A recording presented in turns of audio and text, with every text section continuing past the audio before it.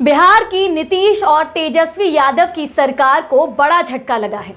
गुरुवार को Patna high court ने बिहार में चल रही जातीय जनगणना पर अंतरिम रोक लगाने का आदेश जारी किया है। नमस्कार, मैं हूं अर्चना कुमारी और आप देख रहे हैं न्यूज़ 40। बिहार में जातीय जनगणना और आर्थिक संरक्षण को चुनौती देते हुए एक याचिका दायर की गई थी, जिसमें यह कहा गया था कि जातिगत जनगणना का कार्य राज्य सरकार के अधिकार क्षेत्र में नहीं आता है।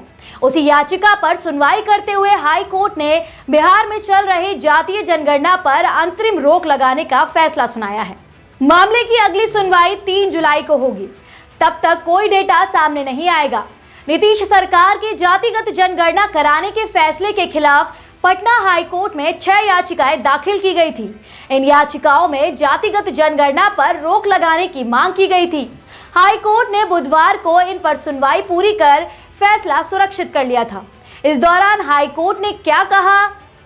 जाति आधारित सर्वेक्षण एक जनगणना के समान है, जिसे करने के लिए राज्य सरकार के पास कोई शक्ति नहीं है। इस तरह जाति आधारित सर्वे कराना केंद्र के अधिकार पर अतिक्रमण होगा। अब यह भी समझना जरूरी है कि बिहार सरकार जातिगत जनगणना कराने के पक्ष में क्या तर्क दे रही है। बिहार सरकार का जातिगत जनगणना कराने के पक्ष में तर्क है कि 1951 से एससी और एसटी जातियों का डेटा पब्लिश होता है, लेकिन ओबीसी और दूसरी जातियों का डेटा नहीं आता है। इससे ओबीसी की सही आबादी का अनुमान लगाना मुश्किल होता है। 1990 में केंद्र की तब की वीपी सिंह सरकार ने दूसरा पिछड़ा वर्ग आयोग की सिफारिश को लागू किया। इसे मंडल आयोग के नाम से जानते हैं। इसने 1931 की जनगणना के आधार पर देश में ओबीसी की 52% आबादी होने का अनुमान लगाया था। मंडल आयोग की सिफारिश के आधार पर ही ओबीसी को 27% आरक्षण दिया जाता है।